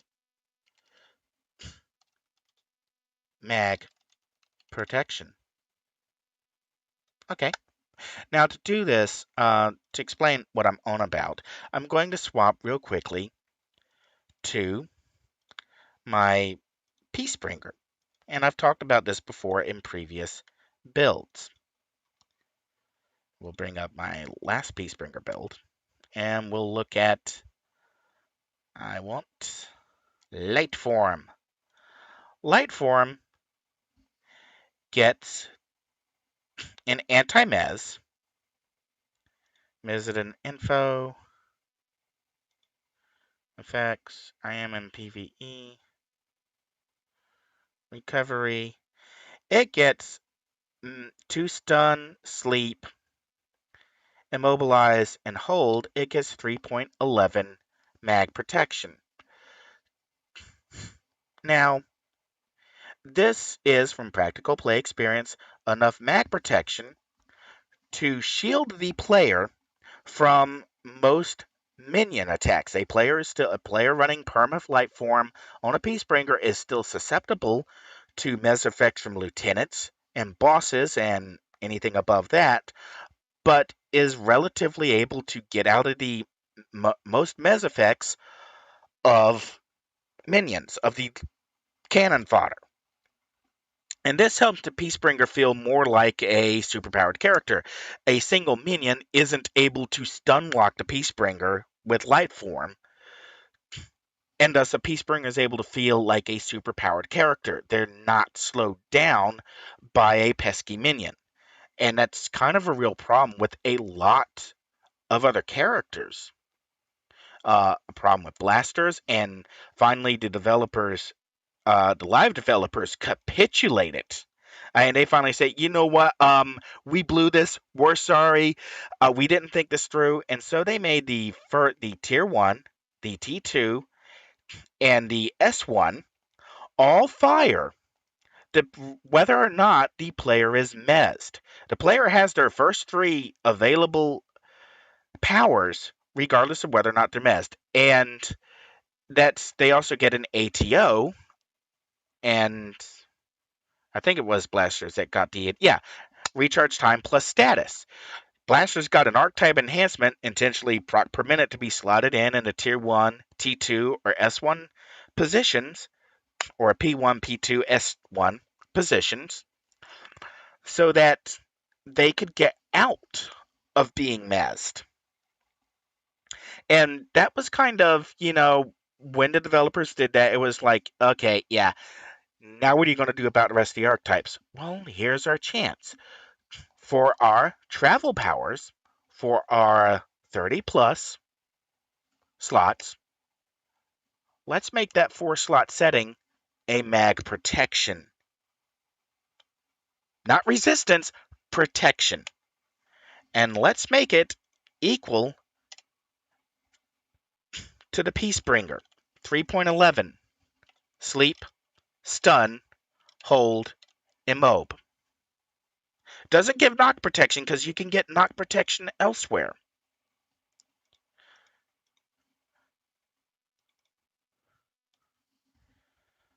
Doesn't, well, we could probably even take a mob out of there because you can get a mob protection from uh, combat jumping.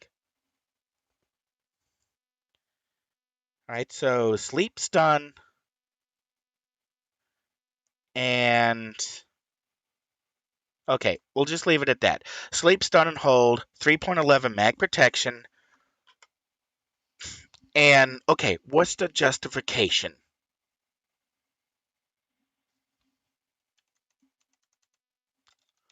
Warp phasing. You were Once you've slotted 4 of these enhancements, you have warp phasing. You have a synchronicity effect. You're now always tuned slightly in or out of the warp factor, and thus you are able to resist or avoid Mez effects because you're out of phase. Not enough to be Not enough that your resist or defenses boost, but enough that you can just phase out of effects. So now we have endurance discount. You're able to use your warp powers to siphon energy or whatever. You use your warp powers to power yourself. So your everything costs less because you're so good with warping.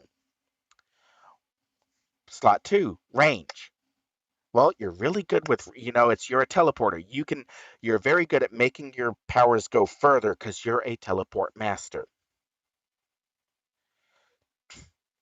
And that same thing could refer to recharge. You're a teleport master. You can just you need to reload your ammo quickly. You just teleport it in place. It recharges quicker.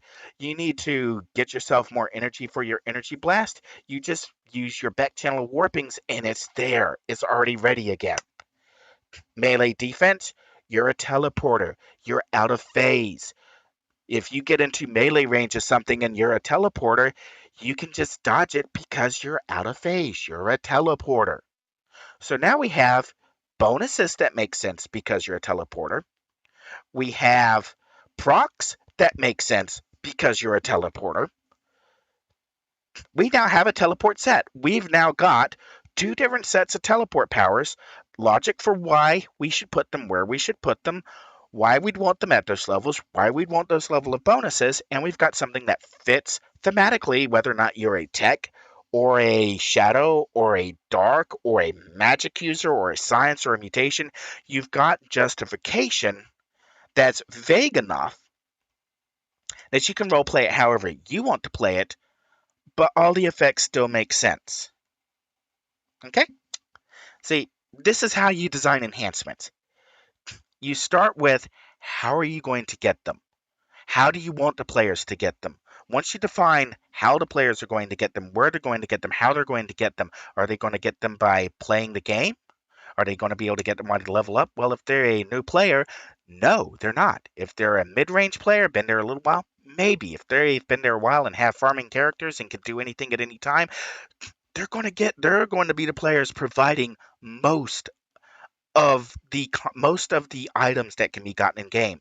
So those are the ones where you want to make sure that what they get can be transferred down to your other groups. It has to come down. You have to make sure that your supply, that your lower amount of players at this top end, because you'll have player churn, you'll have players who get bored, something else will come out, they'll go and play.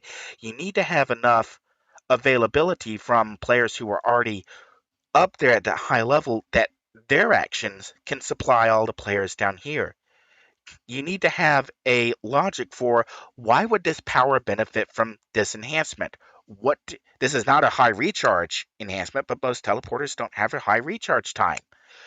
So if you wanted to do fold space or what was it, shadow slip, you may want to put a little bit of more, take something else in there to buff up the recharge, maybe. Or you might just have, in the case of my Warshade, so much global recharge that it wouldn't matter anyways. And then you have procs that are designed based on what would make sense. What is the natural effect that this power could have that this power does not have? What situations would a player want to use the powers that these enhancements offer? When would it make sense for them to use the powers? When it would not make sense for them to have that ability? And it's like if you put a warping reflection onto your primary travel power, yeah, that might not be a good idea because you could just warp yourself into the middle of a mob and aggro all of them. If you're a tank or a brute or a scrapper, not a big problem. If you're a blaster or a defender or a controller, you might be in a little bit of some trouble if you did that. So you now have an additional level of, well, where would these powers go? How would I use them? Where would they make sense to me as a character, as a player? And now you've given players a reason to go, you know what, I really should try and fit those in on a previous build. What can I take away? What was I focused on? What was I doing with this previous build? Do I want to make a second build just so I can have these powers for that one situation where they would be useful, when I'm running with that one group where they would be useful, or if I'm running by myself and they'd be useful? Taking a step back and figuring out from top to bottom where everything's going to go, how it can go, why it's going to go there. That goes a long way. That goes a very long way towards helping design enhancements that are actually useful. Not enhancements that you take a one look at the bonuses and you go hard pass. That's not useful at all. And to reiterate earlier comments made in earlier live streams, the live developers, both Paragon Studios and collectively speaking, Cryptic before them, blew it. They didn't get these bonuses right. They had a metric ton of green, blues, and blacks in across a wide level range. It's just, let's bring up just one of the mids builds. And we'll bring this one up and make it a little full, make it all the way full screen to make this easier to see. And we're looking at the Peacebringer. In Glinting Eye, you have range damage. You have 1, 2, 3, 4, 5, 6, 7, 8. You have 8 sets, 9 if you count PvP, that are absolutely useless in most builds. And because they all have low level caps, your primary farmers, the people who are running repetitive content over and over, they can't get these drops. They'll have to go back and play lower content where, because of the drops based on end levels, they're still not eligible for these drops. So you're always going to have a very low supply of these enhancements entering the game. Realistically, they're not available, and they never will be. You could just take these top 8 enhancements out of the game, just completely drop them. And okay, you maybe have a few decimation users who might be a little upset. So okay, maybe 1 or 2 entropic chaoses. So 1, 2, you could basically drop 6 of these completely, and the vast majority of the player base would never notice because they're just not useful enhancements. I mean, Entropic Chaos is kind of useful for that 6.25% recharge, and you do have a chance to heal self. And it was cheap to buy with merits on live servers. So players who were buying enhancements on the live server probably might, be thinking they still have builds predicated on using Entropic Chaos. Same with Decimation, chance for build-up. Minor build, it's not really a chance for build-up. It's more like a chance for minor aim or chance for half aim. It's not really a good build-up.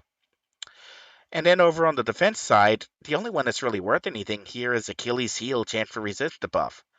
The rest of them are practically useless. You might take Touch Lady Grey uh, defense debuff endurance for a toggle, and you might take Undermine defense debuff endurance for a toggle, but that's it.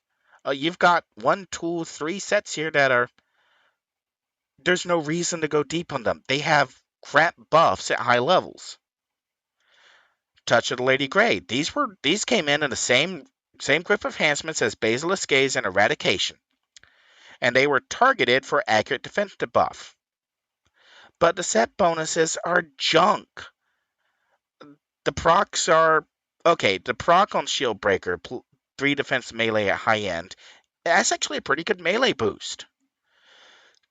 But this would have made so much more sense if it had been damage defense debuff. If it had been Damage slash defense debuff. Damage accuracy defense debuff. Damage accuracy recharge. Defense debuff endurance recharge. Damage accuracy endurance recharge. Chance for lethal damage.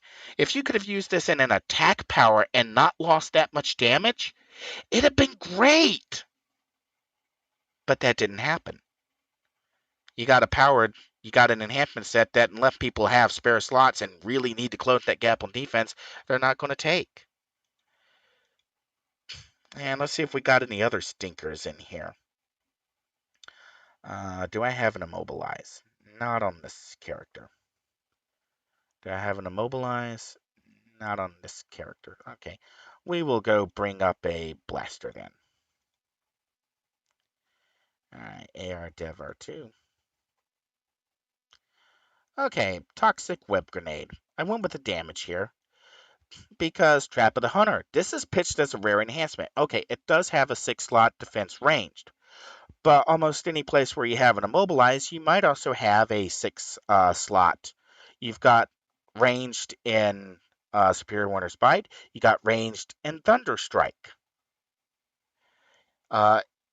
In slow pacing of the turtle, you got defense range there. You've got I don't see the overwhelming force in here, although this power should now qualify for overwhelming force with the defense component. But you have a ranged defense in overwhelming force. If you're taking Trap of the Hunter for the ranged defense, you've either run out of slots or you're really stuck. You've got some really bad power choices. And I think I have 1 or 2 builds now uh, that may use a 6-slot Trap of the Hunter because it was the only thing that was available. Same thing with Enfeebled Operations, 3.313 defense melee. But you have to go through pretty much crap buffs before that. Those debuffs, okay, maybe the Smashing Lethal, but if you're trying to pick up Smashing Lethal defense on an immobilized power, you're kind of desperate. Pacing of the turtle, I've been over this before. 3.13 range defense, way down the line, actually pretty powerful. And slows are useful in the game. Thing is, immobilize aren't as useful as slows because most enemies, once you immobilize them, most immobilize powers come back quick enough where increasing the duration doesn't really do anything. And let's actually bring up a controller so I can demonstrate. No, I'm not a controller. I know. Do I have a dark? Yes. I did a dark mental on a blaster. And dark mental gets Tenebrious Tentacles and immobilize. And if we look at the immobilize on Tenebrious Tentacles, where's our mag? Effect immobilize, mag 3, cast time, arc duration 17 seconds, recharge 10 seconds. So your immobilize already lasts longer than the recharge time of the power base. So improving the duration of your recharge time does jack nothing for most immobilized powers. It doesn't. The math doesn't add up, never has. Now, if you had gone into the immobilized powers and these had all had damages added into them, damage accuracy recharge, damage endurance immobilize, damage accuracy endurance, damage immobilize endurance, damage accuracy immobilize recharge. If it had been set up like that, where you had damage mixed in with it, where you weren't being punished by losing damages on an attack power, these would have been a whole lot better. You wouldn't have had maybe as much damage as an actual damage power, but at least you weren't trading off something. You weren't trading off utility. You were not losing utility to get something that you're not getting. Another good one that's a candidate for new powers is actually going back to the slows. There's no enhancement set for toggle slows. If you have and this is where I get to go back and pick on Snowstorm for a second. Alright, I want a Defender Corruptor, and we'll look at our Cold Domination. Now, we didn't take Snowstorm on this one, but we can look at Infrigidate. All right, on Infrigidate, if there was in order to get endurance reduction, you either have to take accuracy endurance or endurance recharge slow. That's it on pacing of the turtle. On tempered readiness, you have accuracy endurance or endurance recharge slow. And those are your two level 50 powers. So no matter which one you take, if you have a toggle power to maximize the endurance, you have to put 4 slots into it and take enhancement benefits that don't actually do anything. I mean, accuracy, normally not a factor on toggle powers. Recharge, maybe a factor, maybe not. It depends on, what kind of toggle you have. For most toggles, they recharge in a few seconds. I mean, Snowstorm recharges in 10 seconds. If you've got any kind of recharge buff going on, it's going to be lower. So 10 seconds, if it was like 120 seconds on a toggle, yeah, it would make sense to have recharge in there. But if you have a toggle slow, there's no enhancement set that has slow endurance, endurance recharge, and there we go. Those three together would, if you just buffed them into 50, you'd already be really running really close to the endurance cap, or 50 plus 5. And that would be great if you had a proc that did something that made sense for slow. Maybe damage over time proc or something like that. That would make sense for a toggle doing something over time. But there's nothing like that. So that's another candidate where if you're looking to put enhancements into the game, keep in mind what's already available and what has not been done. What needs are not addressed. What needs are players having to dance around because they can't get something that does what they need that enhancement to do.